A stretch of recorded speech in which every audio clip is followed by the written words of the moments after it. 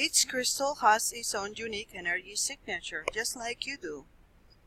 These templates of light are encoded with all you need to activate your own power.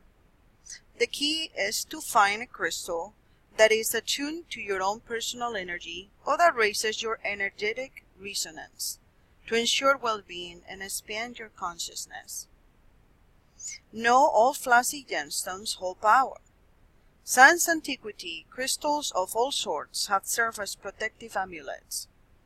Humble stones such as flint were magical carriers for the soul, for metaphysical workings, or for shamans to use on their otherworldly journeys. Many stones produce incandescent sparks or could be superheated into streams of gold, silver, copper, and other precious metals. Just as magical were the sky roads that fell to earth, bringing with them iron to forge tools and create weapons.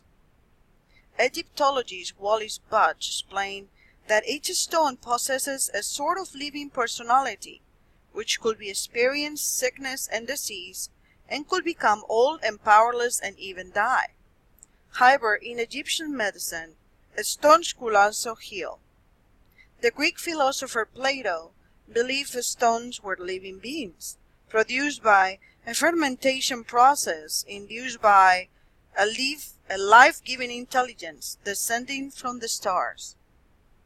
According to many myths, crystals solidify from ice, a view reinforced by the bubbles of water sometimes found within a crystal. How crystals form. Well, crystals are for the most part created by the Earth's awesome power, of course. Boiled, compressed, and excoriated, some were born of volcanoes, glaciers, earthquakes, and immense pressure.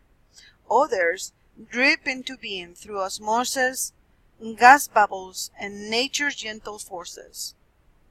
Some so-called crystals don't actually have a crystalline structure. I remember when I studied organic chemistry and inorganic chemistry, which deals primarily with crystal formation, I was shocked to find that the outside form of a crystal is not always the inside form of a crystal. Their molecular structure per se will be changed. Amber, for instance, is a fossilized tree resin, and volcanic obsidian formed so fast that it didn't have time to crystallize. How crystal forms affects how its power works. Those that grew slowly tend to emit their power gently. Those that were on accelerated paths, such as obsidian, or grow blast their powers out to the world. It is strange that some of the youngest geological stones have the highest vibrations and the greatest power to transform our world.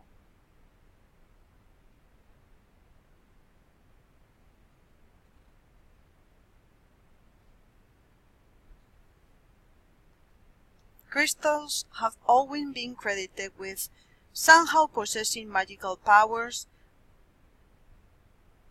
It also describes how much awe and reverence in which crystals have been handled over time. Magic for some isn't a mere superstition. It is the foundation for the experimental sciences that the modern world values so highly. If you want to learn more about alchemy or all sciences such as this one, please try to take my course in medieval alchemy. You will learn that without magic we will not have medicine, astronomy, literature, and drama, chemistry, mathematics, music, mythology, and perhaps even religion itself.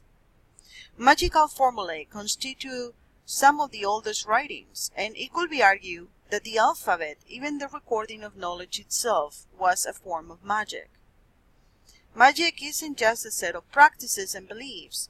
It's a way of looking at the world. The view that the natural world was animate, alive, with magical forces interpenetrating the substance of the physical and the metaphysical realms. All of these govern ancient life and death. Crystal workers today, or light workers, massage therapists, and doctors still interact with the anime forces today, the living beings, with crystals. The word magic comes from magi, or magi, the wise men and women of Persia and Babylon, but it has its roots in the Sumerian word imga, meaning deep or profound.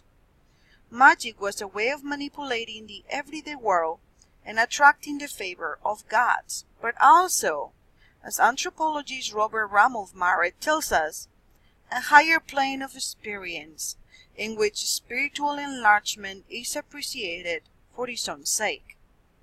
In this lecture, we're going to learn how crystals can be used for healing and also transformative properties.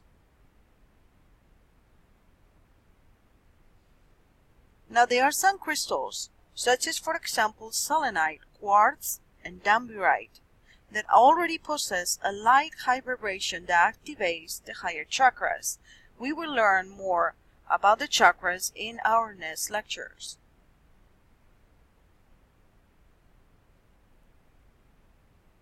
But we find that damburite and other well-known crystals that have higher vibrations or basic power have become extremely available.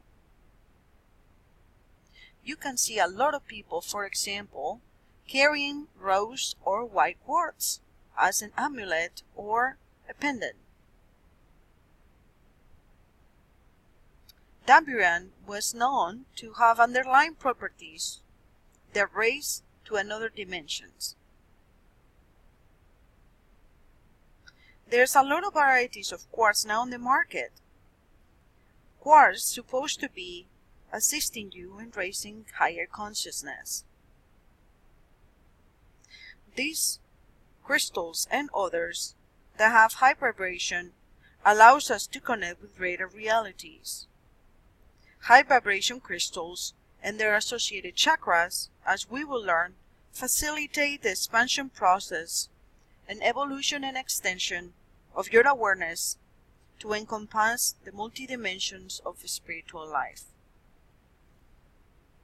In the next video, we're going to learn the power of shaping crystals.